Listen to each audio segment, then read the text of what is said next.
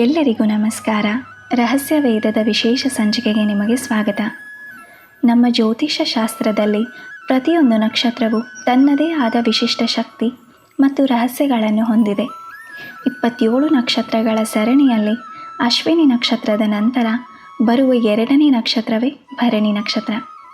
ಈ ನಕ್ಷತ್ರವು ಸೃಷ್ಟಿ, ಪೋಷಣೆ, ಪರಿವರ್ತನೆ ಮತ್ತು ಆಧ್ಯಾತ್ಮಿಕ ಶಕ್ತಿಯ ಆಳವಾದ ಅರ್ಥವನ್ನು ಒಳಗೊಂಡಿದೆ. ಭರಣಿ ಎಂದರೆ ಹೊರುವವಳು ಅಥವಾ ಪೋಷಿಸುವವಳು ಎಂದು.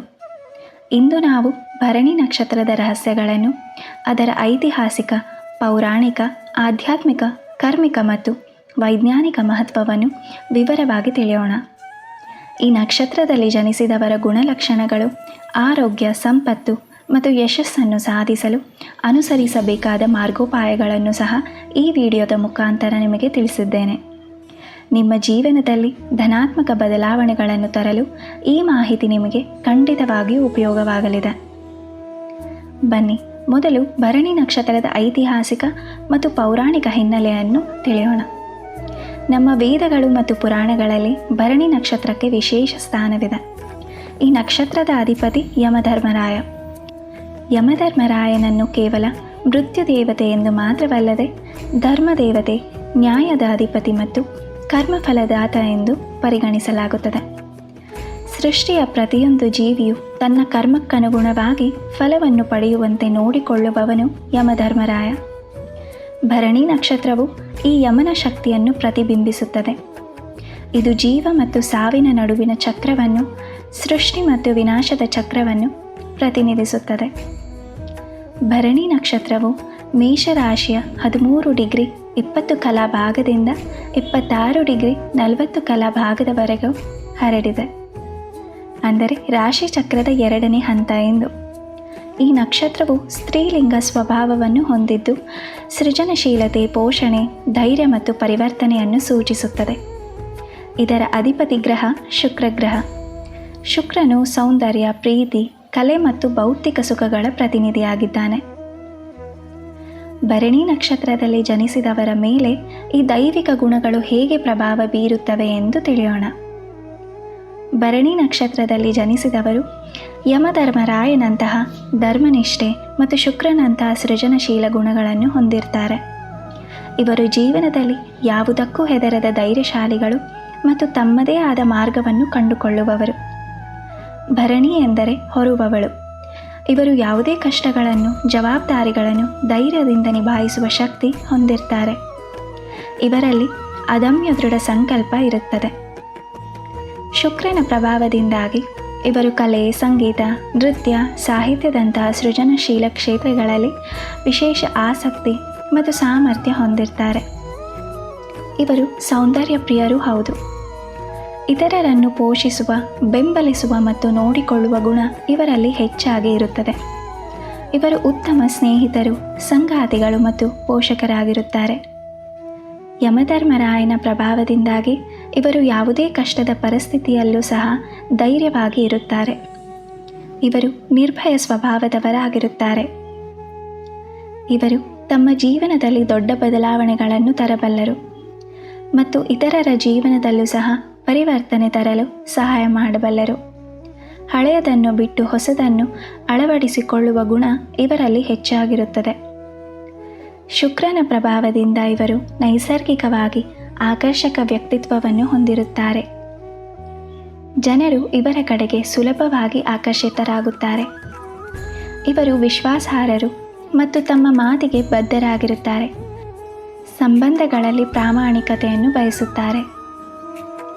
ಆದರೆ ಕೆಲವೊಮ್ಮೆ ಇವರು ತಮ್ಮದೇ ನಿರ್ಧಾರಗಳಿಗೆ ಅಂಟಿಕೊಳ್ಳುವ ಹಠ ಸ್ವಭಾವವನ್ನು ತೋರಿಸಬಹುದು. ಕೆಲವು ವಿಷಯಗಳಲ್ಲಿ ಅತಿ ಸಂವೇದನಾಶೀಲರೂ ಆಗಿರಬಹುದು. ಜೀವನದ ಸವಾಲುಗಳನ್ನು ಎದುರಿಸುವಲ್ಲಿ ತಾಳ್ಮೆ ಮತ್ತು ಹೊಂದಾಣಿಕೆ ಇವರ ಯಶಸ್ಸಿನ ಮಂತ್ರವಾಗಿದೆ. ನಮ್ಮ ಕರ್ನಾಟಕದಲ್ಲಿ ಹಿರಿಯರು ಭರಣಿ ನಕ್ಷತ್ರದ ಮಹತ್ವವನ್ನು ಹೇಗೆ ಗುರುತಿಸಿ ಆಚರಿಸುತ್ತಿದ್ದರು ಎಂದು ತಿಳಿಯೋಣ. ನಮ್ಮ ಹಿರಿಯರು ಪ್ರತಿಯೊಂದು ನಕ್ಷತ್ರಕ್ಕೂ ಅದರದೇ ಆದ ಮಹತ್ವವನ್ನು ನೀಡಿದರು. ಭರಣಿ ನಕ್ಷತ್ರವು ಸೃಷ್ಟಿ, ಪೋಷಣೆ ಮತ್ತು ಧರ್ಮಕ್ಕೆ ಸಂಬಂಧಿಸಿರುವುದರಿಂದ ಈ ನಕ್ಷತ್ರಕ್ಕೆ ಸಂಬಂಧಿಸಿದ ಕೆಲವು ವಿಶಿಷ್ಟ ಆಚರಣೆಗಳನ್ನು ರೂಢಿಸಿಕೊಂಡಿದ್ದರು. ಭೂಮಿ ಪೂಜೆ ಮತ್ತು ಕೃಷಿ ಆರಂಭ ಮಾಡೋದು. ಭರಣಿ ನಕ್ಷತ್ರವು ಭೂಮಿಯ ಫಲವತ್ತತೆ ಮತ್ತು ಪೋಷಣೆಯನ್ನು ಸೂಚಿಸುವುದರಿಂದ ಹಿರಿಯರು ಈ ನಕ್ಷತ್ರದ ದಿನದಂದು ಭೂಮಿ ಪೂಜೆ ಮಾಡಿ ಕೃಷಿ ಕಾರ್ಯಗಳನ್ನು ಪ್ರಾರಂಭಿಸುತ್ತಿದ್ದರು.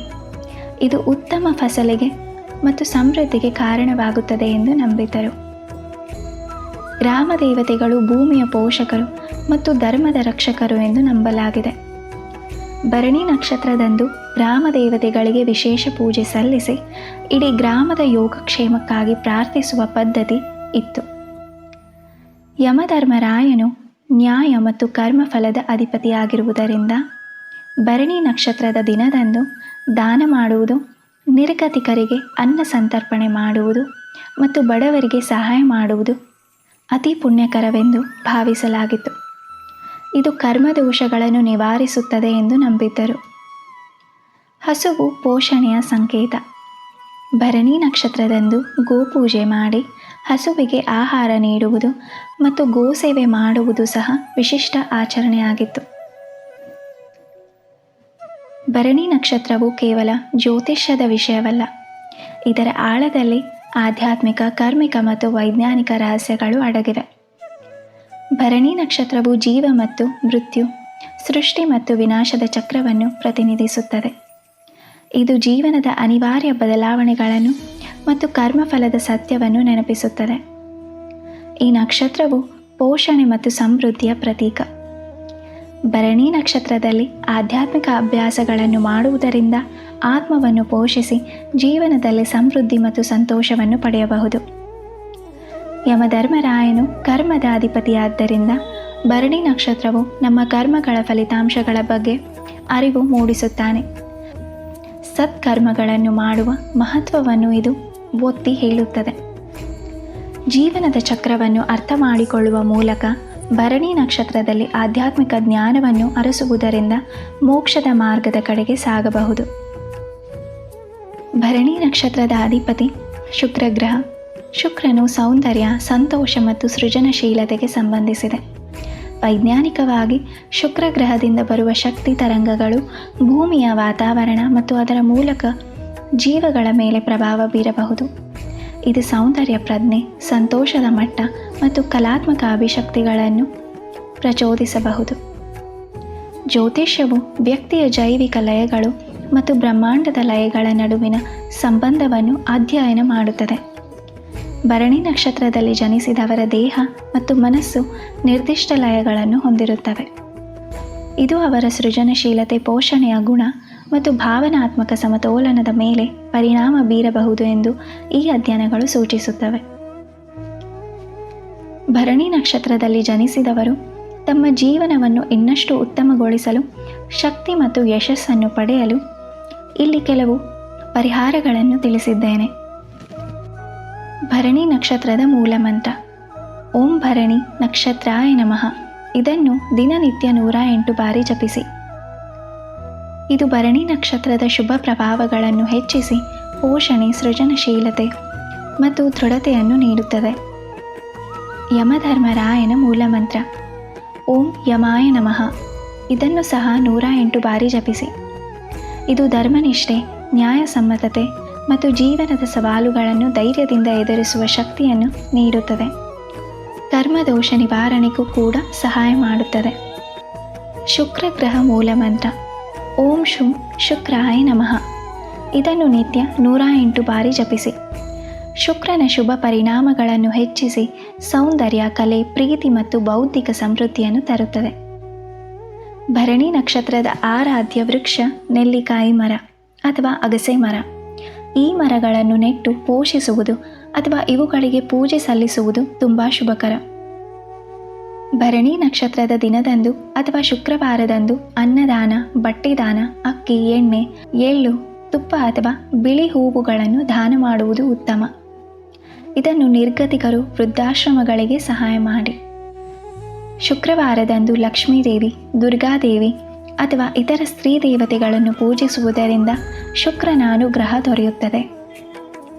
ಕಲೆ, ಸಂಗೀತ, ನೃತ್ಯದಂತಹ ಸೃಜನಶೀಲ ಚಟುವಟಿಕೆಗಳನ್ನು ತೊಡಗಿಸಿಕೊಳ್ಳಿ.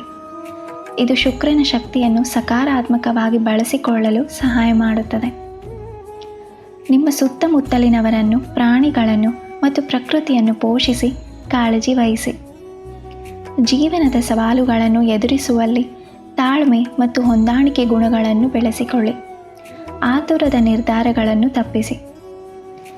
ಯಮನು ಕರ್ಮದ ಅಧಿಪತಿಯಾದ್ದರಿಂದ ಧ್ಯಾನದ ಮೂಲಕ ನಿಮ್ಮ ಕರ್ಮಗಳ ಬಗ್ಗೆ ಆತ್ಮಾವಲೋಕನ ಮಾಡಿಕೊಳ್ಳಿ ಮತ್ತು ಸತ್ಕರ್ಮಗಳನ್ನು ಮಾಡುವ ಕಡೆ ಗಮನ ನೀಡಿ.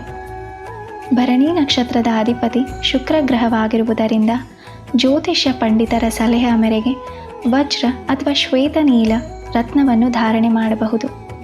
ಇದು ಶುಕ್ರ ಗ್ರಹದ ಶುಭ ಪರಿಣಾಮಗಳನ್ನು ಹೆಚ್ಚಿಸಿ ಸೌಂದರ್ಯ, ಸಮೃದ್ಧಿ ಮತ್ತು ಜೀವನದಲ್ಲಿ ಸಂತೋಷವನ್ನು ತರುತ್ತದೆ. ಆದರೆ ರತ್ನ ಧಾರಣೆಗೆ ಮೊದಲು ನಿಮ್ಮ ಕುಂಡಲಿಯನ್ನು ವಿಶ್ಲೇಷಿಸಿ ಸೂಕ್ತ ಜ್ಯೋತಿಷಿಗಳಿಂದ ಸಲಹೆ ಪಡೆಯುವುದು ಅತಿ ಅವಶ್ಯಕ. ನೋಡುತ್ತರಲ್ಲ ಸ್ನೇಹಿತರೆ, ಭರಣಿ ನಕ್ಷತ್ರವು ಕೇವಲ 2ನೇ ನಕ್ಷತ್ರವಲ್ಲ. ಇದು ಸೃಷ್ಟಿ, ಪೋಷಣೆ, ಧರ್ಮ ಮತ್ತು ಪರಿವರ್ತನೆಯ ಆಳವಾದ ರಹಸ್ಯಗಳನ್ನು ಒಳಗೊಂಡಿರುವ ಅತ್ಯಂತ ಶಕ್ತಿಶಾಲಿ ನಕ್ಷತ್ರ. ಈ ನಕ್ಷತ್ರದಲ್ಲಿ ಜನಿಸಿದವರು ಅಪಾರ ಸೃಜನಶೀಲತೆ, ದೃಢತೆ ಮತ್ತು ನಿರ್ಭಯತೆಯನ್ನು ಹೊಂದಿರುತ್ತಾರೆ. ಇಲ್ಲಿ ತಿಳಿಸಿದ ಪರಿಹಾರಗಳು ಮತ್ತು ಆಚರಣೆಗಳನ್ನು ಶ್ರದ್ಧೆಯಿಂದ ಪಾಲಿಸುವುದರಿಂದ ನಿಮ್ಮ ಜೀವನದಲ್ಲಿ ಸಕಾರಾತ್ಮಕ ಬದಲಾವಣೆಗಳು ಖಂಡಿತವಾಗಿಯೂ ಗೋಚರಿಸುತ್ತವೆ. ನಿಮ್ಮ ಜೀವನದಲ್ಲಿ ಯಶಸ್ಸು, ಉತ್ತಮ ಆರೋಗ್ಯ ಮತ್ತು ಸಂಪತ್ತು ಪ್ರಾಪ್ತಿಯಾಗಲಿ ಎಂದು ಹಾರೈಸುತ್ತೇನೆ. ಈ ವಿಡಿಯೋ ನಿಮಗೆ ಉಪಯುಕ್ತವಾಗಿದ್ದರೆ ದಯವಿಟ್ಟು ಲೈಕ್ ಮಾಡಿ, ನಿಮ್ಮ ಸ್ನೇಹಿತರು ಮತ್ತು ಕುಟುಂಬದವರೊಂದಿಗೂ ಕೂಡ ಹಂಚಿಕೊಳ್ಳಿ. ಇನ್ನೂ ಹೆಚ್ಚಿನ ಆಧ್ಯಾತ್ಮಿಕ, ವೇದಿಕ ಮತ್ತು ಕರ್ಮಿಕ ರಹಸ್ಯಗಳಿಗಾಗಿ ನಮ್ಮ ರಹಸ್ಯ ವೇದ ಚಾನಲ್ಗೆ ಸಬ್ಸ್ಕ್ರೈಬ್ ಆಗಲು ಮರೆಯಬೇಡಿ. ನಿಮ್ಮ ಪ್ರೋತ್ಸಾಹವೇ ನಮಗೆ ಸ್ಫೂರ್ತಿ. ಮುಂದಿನ ಸಂಚಿಕೆಯಲ್ಲಿ ಮತ್ತೊಂದು ಆಸಕ್ತಿದಾಯಕ ನಕ್ಷತ್ರದೊಂದಿಗೆ ಭೇಟಿಯಾಗೋಣ. ಅಲ್ಲಿಯವರೆಗೂ ಎಲ್ಲರಿಗೂ ಶುಭವಾಗಲಿ.